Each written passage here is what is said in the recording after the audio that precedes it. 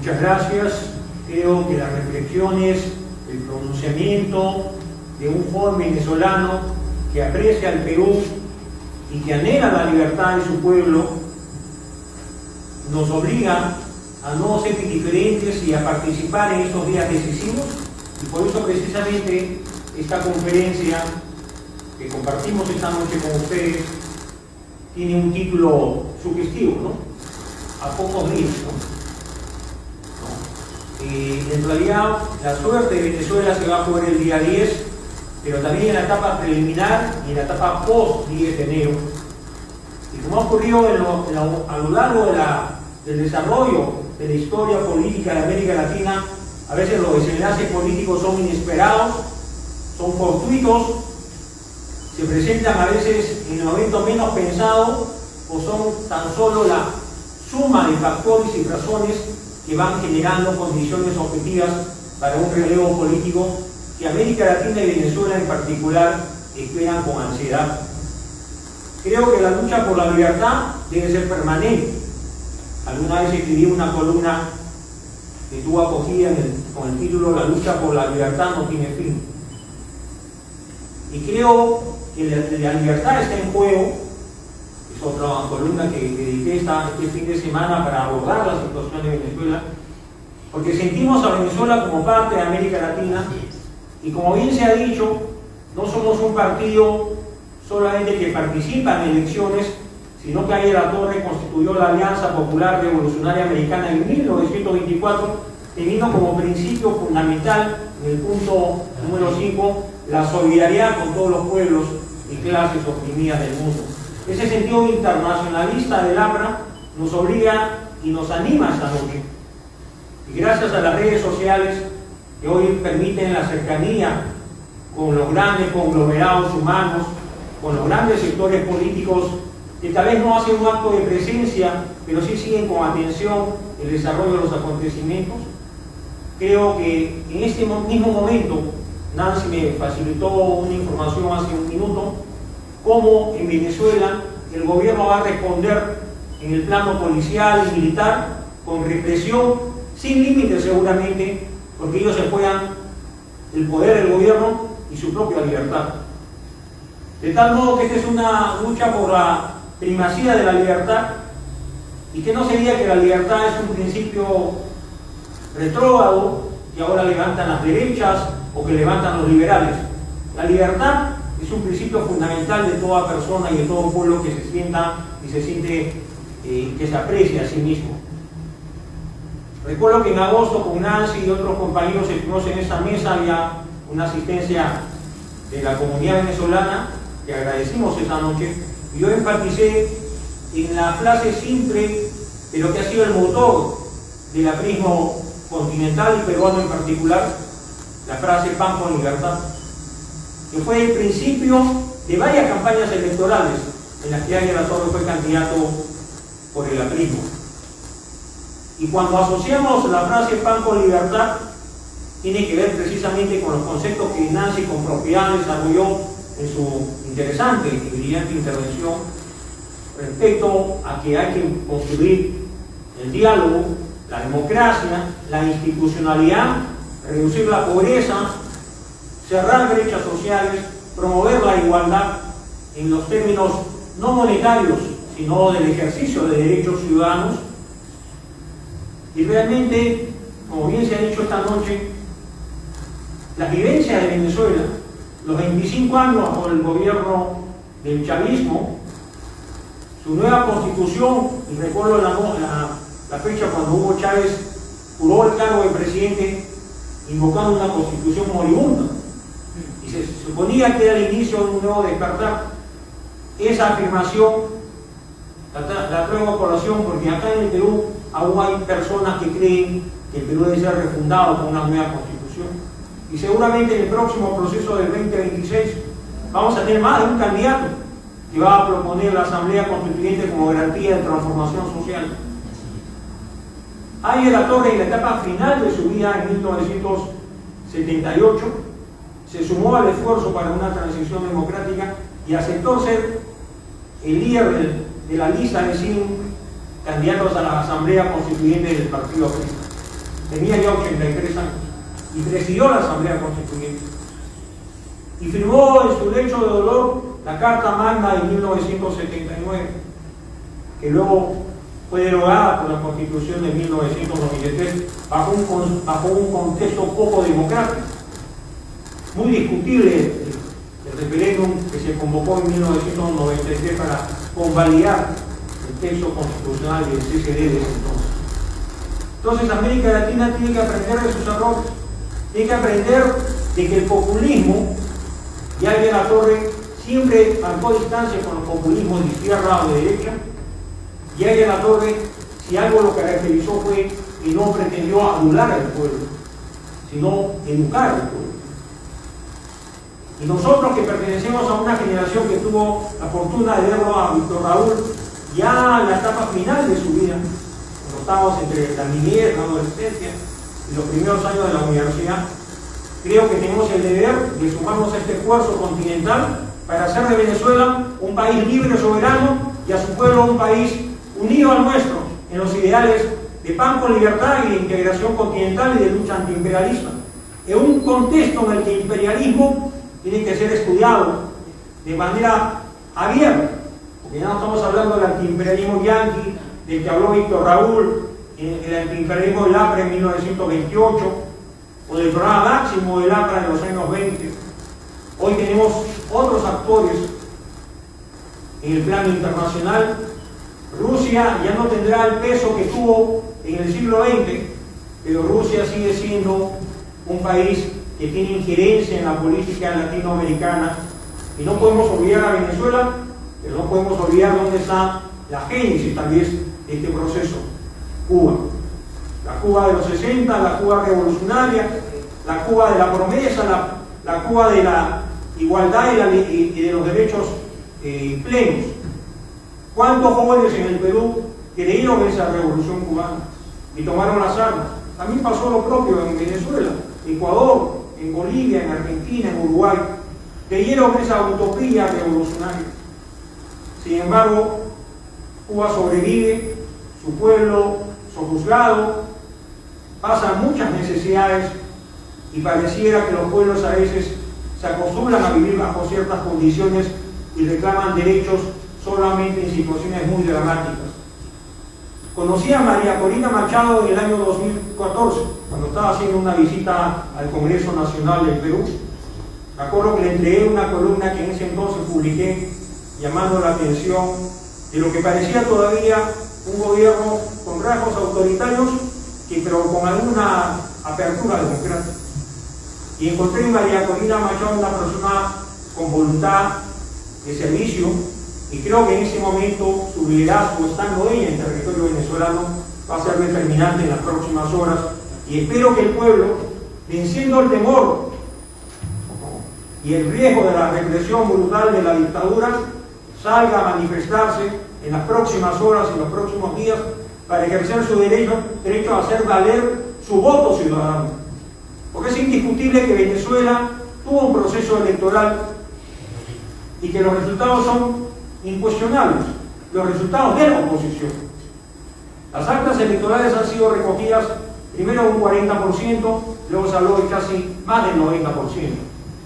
Y sin embargo, el Consejo Nacional Electoral, a través de su vocero, dijo a la medianoche del 28 de julio, Día Nacional del Perú, que el señor Maduro había ganado por el 52% de los votos y que ya se habían escrutado, creo, más del 80% de las actas electorales, y que ya era un resultado irreversible.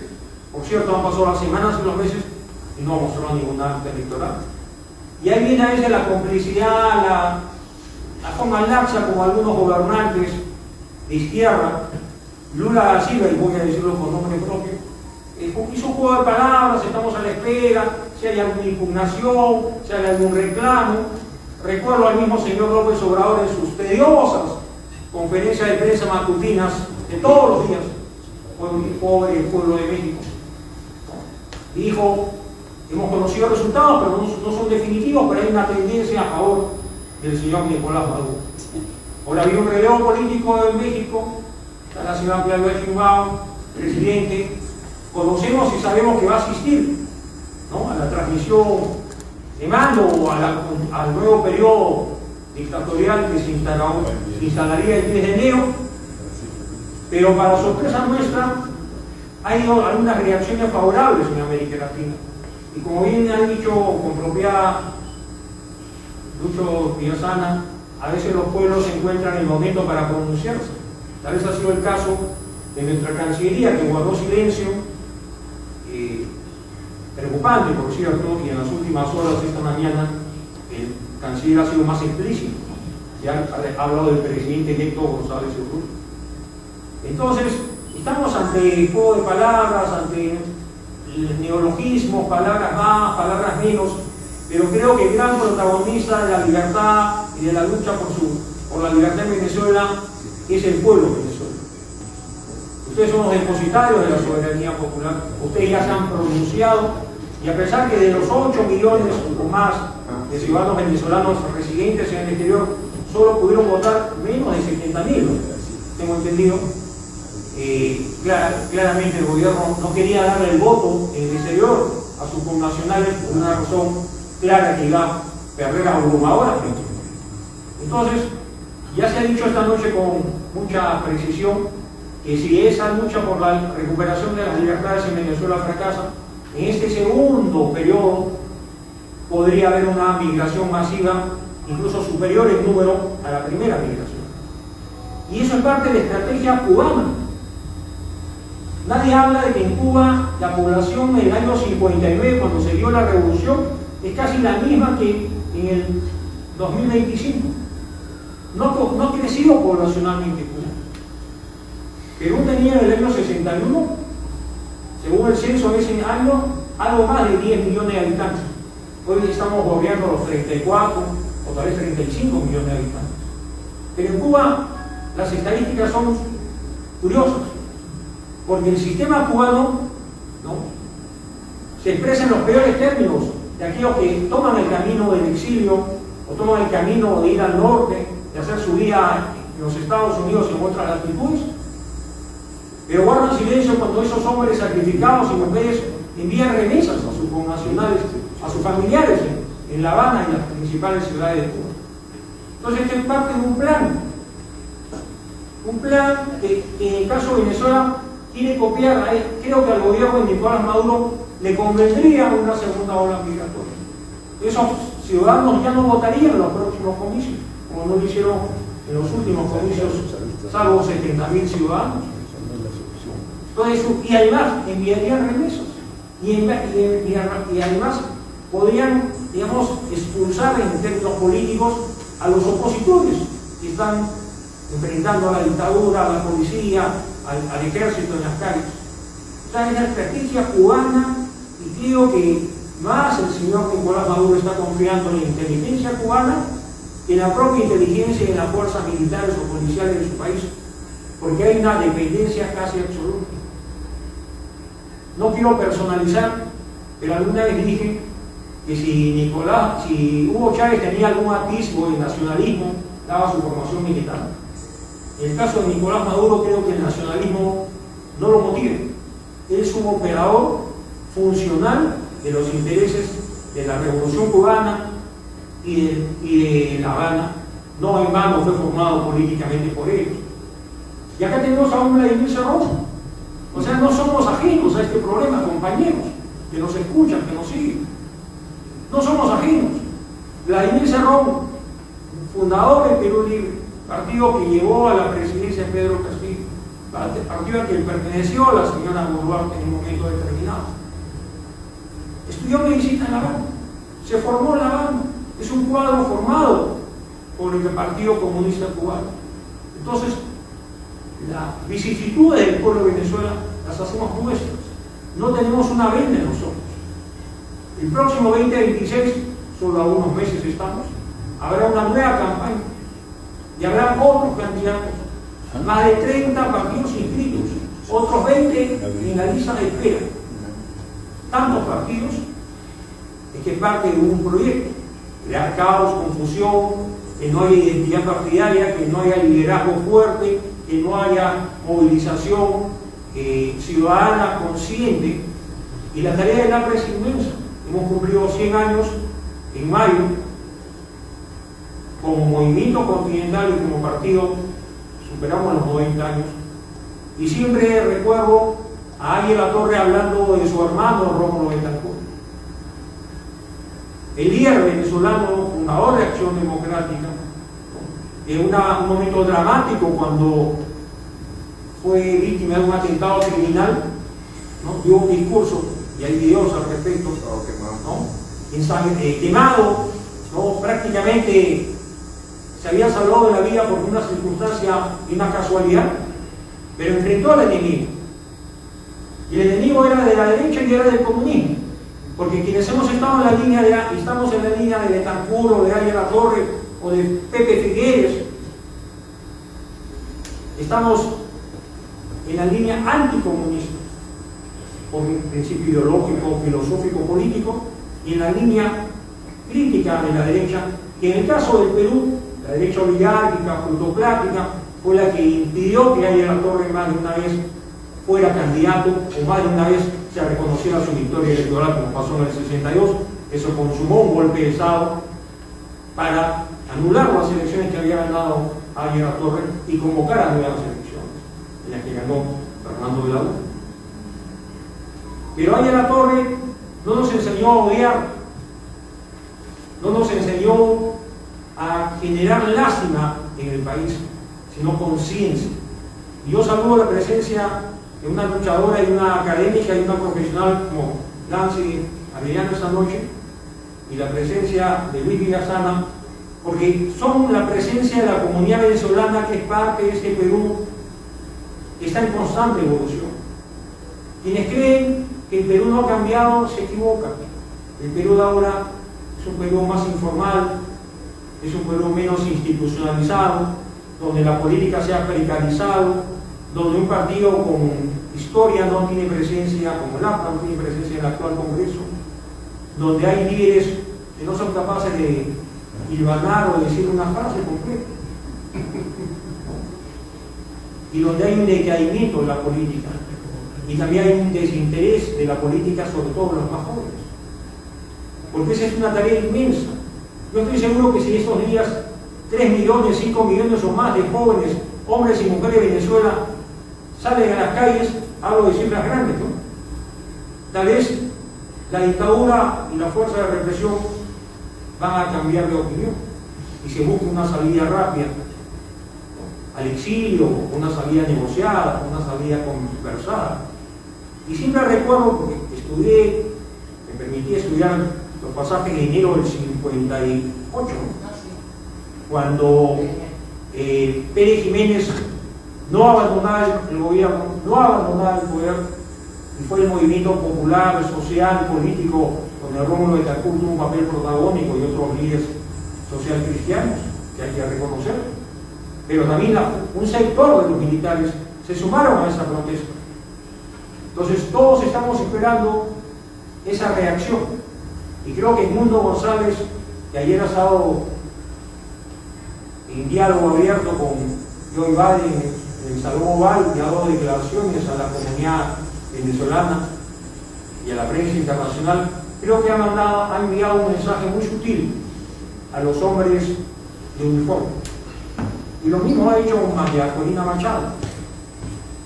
Pero sin embargo ahí hay un reparo, ¿no? Ha habido pues un adoctrinamiento, una politización, una poda de adversarios o enemigos o personas que no son incondicionales a la dictadura, y tal vez esa sea una tarea difícil, pero siempre hay la esperanza de que un líder militar insurja, porque así como hubo militares que dieron su vida en el levantamiento del año 92, febrero del 92, ¿no? La sonada de Hugo Chávez que fracasó, hay otros militares que han estado dispuestos a dar su vida en defensa de la democracia y la libertad en Venezuela. Esperemos que esa situación se dé, esa conjunción del esfuerzo de jóvenes, hombres y mujeres, y la unidad de la oposición, que bien vale la pena ponerla de relieve, porque sin unidad es imposible lograr la victoria.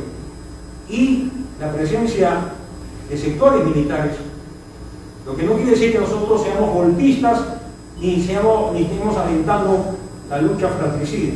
sino que en momentos decisivos de la historia de los pueblos es necesario el concurso y la conjunción.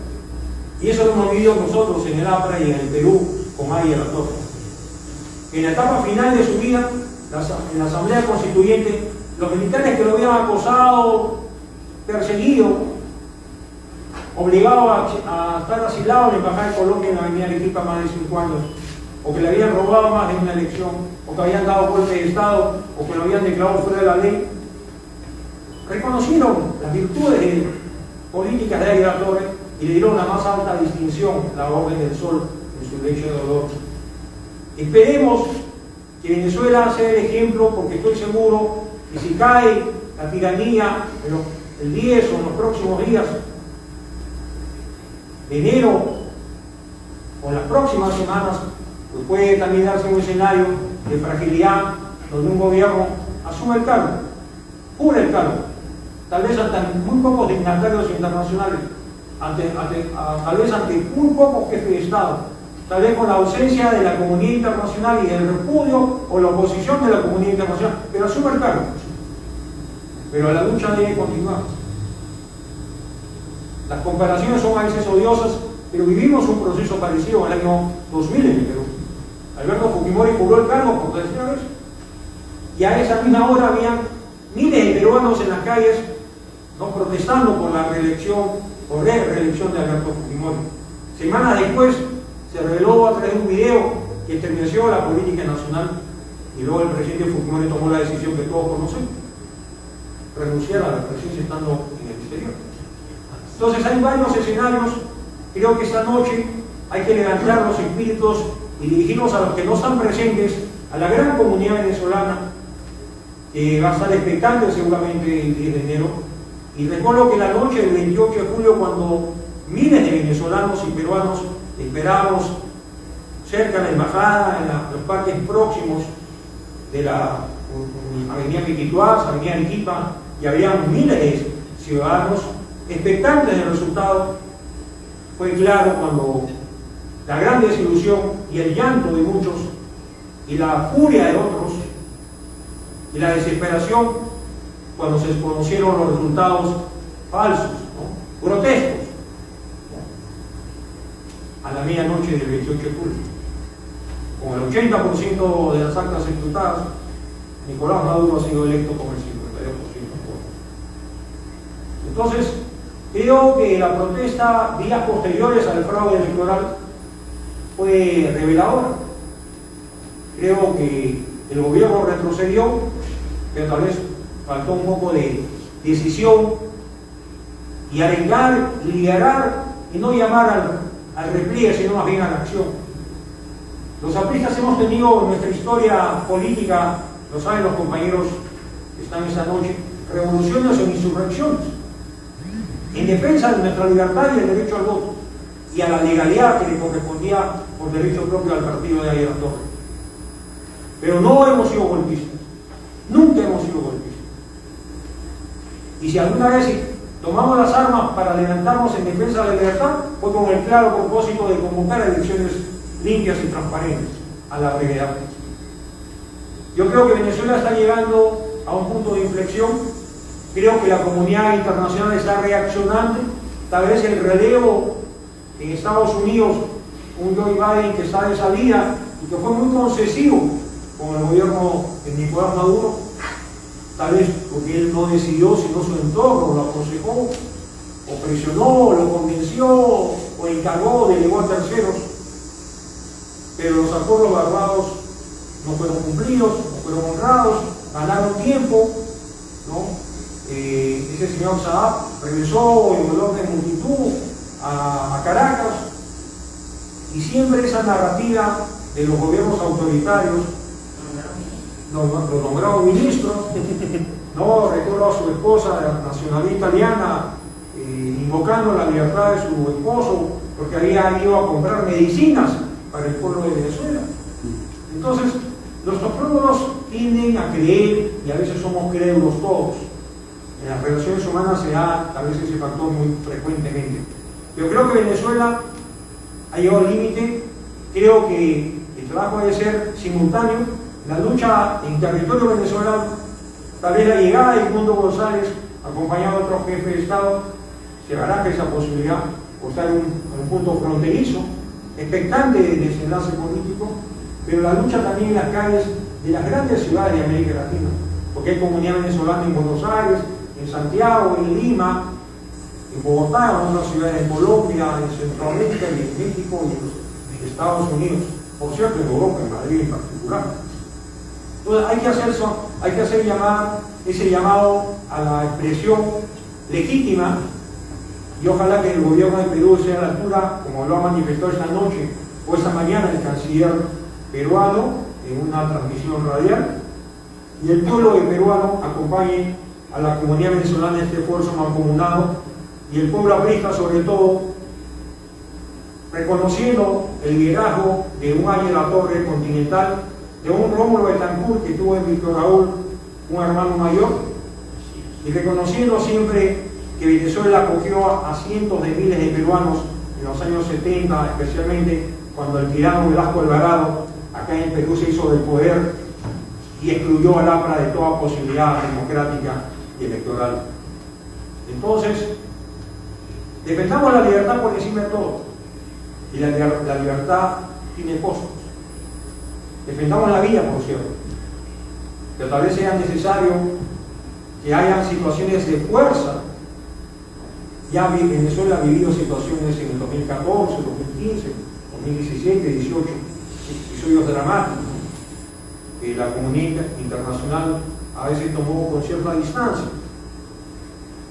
Y en las últimas horas vi a la señora Bachelet en un acto político en Chile que me preguntaba cuánto pudo y cuánto debió hacer Michelle Bachelet en su condición de alta comisionada de las Naciones Unidas en temas de derechos humanos para denunciar al gobierno de Maduro hace ya varios años, y no guardar en la gaveta, no bajo la alfombra, informes contundentes respecto a las graves violaciones a los derechos humanos.